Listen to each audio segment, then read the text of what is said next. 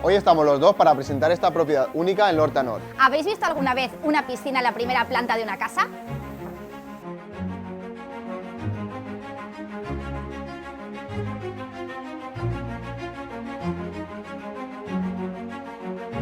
Para presentaros esta propiedad hemos contado con la ayuda de un despacho de arquitectura que le ha aportado valor y ha hecho una distribución para que os imaginéis viviendo aquí.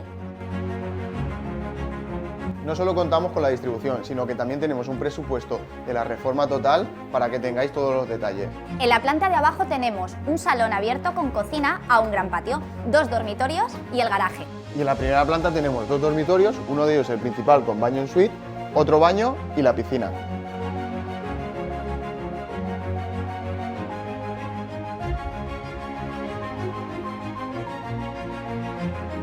Su precio es de 220.000 euros. Y como habéis podido ver en las aéreas, no podría tener mejor ubicación.